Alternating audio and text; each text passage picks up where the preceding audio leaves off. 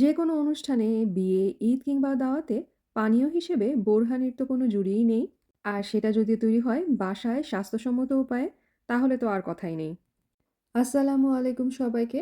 আজকে আমি আমার কিচেন থেকে আপনাদের সাথে শেয়ার করব বোরহানির একটা সহজ রেসিপি। তাহলে আসুন ঝটপট দেখে নিই এই বোরহানির রেসিপিটা। বোরহানি তৈরি করার জন্য আমাদের শুকনো তাওয়ায় ভেজে নেওয়া ১ টেবিল চামচ পরিমাণ ধনে লাগবে, ১ টেবিল চামচ পরিমাণ জিরা লাগবে, জিরাটাকেও শুকনো তাওয়ায় ভেজে নিতে হবে। লাগবে ২ টেবিল চামচ পরিমাণ সরিষা, এখানে আমি হলুদ সরিষাটা ব্যবহার করছি। আর লাগবে ১ চা চামচ পরিমাণ সাদা গোলমরিচ।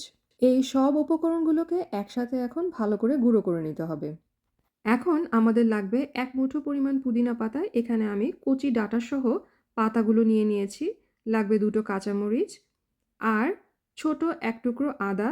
এখানে প্রায় ১/২ ইঞ্চি পরিমাণ একটা আদার টুকরো আছে। এই সব উপকরণগুলোকে এখন আমি ১ কাপ পরিমাণ ঠান্ডা পানি দিয়ে ব্লেন্ড করে নিব।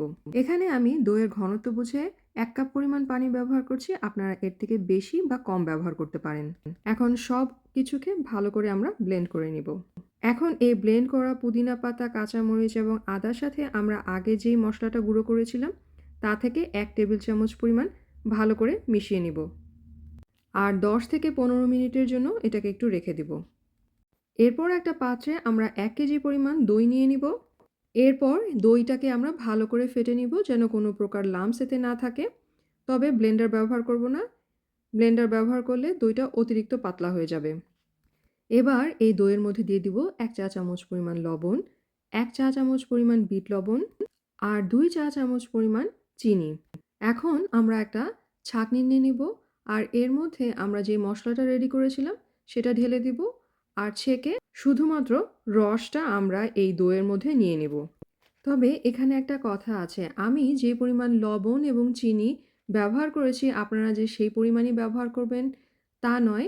আপনারা আপনাদের টেস্ট বুঝে বোরহানিতে লবণ এবং চিনি ব্যবহার করবেন। আর শুধু লবণ চিনি নয়, ঝালটাও আপনাদের পছন্দ মতো ব্যবহার করবেন। তাই প্রথমেই সব একসাথে বেশি পরিমাণে ব্যবহার না করে অল্প অল্প করে দিয়ে টেস্ট করে বোরহানি তৈরি করলে বোরহানির স্বাদটা বেশি ভালো হবে। এবার দইয়ের সাথে আমরা যে মশলাটা ছেঁকে নিয়েছি সেটা ভালো করে মিলিয়ে নিব। আর সব কিছু মিলিয়ে নেওয়ার পরে অবশ্যই টেস্ট করে দেখতে হবে যে সব কিছু ঠিকঠাক আছে কিনা। এটা তো গেল বেসিক একটা বোরহানির রেসিপি।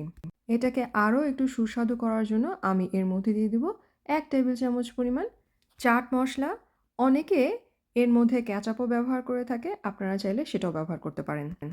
তারপর আবারও সব কিছু ভালো করে মিলিয়ে নিলেই তৈরি হয়ে যাবে আমাদের মজাদার বোরহানি। আর সে ঈদে বিভিন্ন মজার মজার খাবারের সাথে পানীয় হিসেবে আমার এই বোরহানির রেসিপিটা আপনারা ট্রাই করে দেখতে পারেন। আশা করি আপনাদের ভালো লাগবে। তো ভিডিওটা ভালো লাগলে ভিডিওটার নিচে একটি লাইক দিবেন। আমার চ্যানেলটাকে সাবস্ক্রাইব করতে ভুলবেন না। আর রেসিপিটা অবশ্যই আপনাদের ফ্রেন্ডস অ্যান্ড ফ্যামিলির সাথে শেয়ার করবেন। তো পরবর্তী ভিডিও দেখার আমন্ত্রণ জানিয়ে আজকে এ পর্যন্ত। আল্লাহ হাফেজ সবাইকে।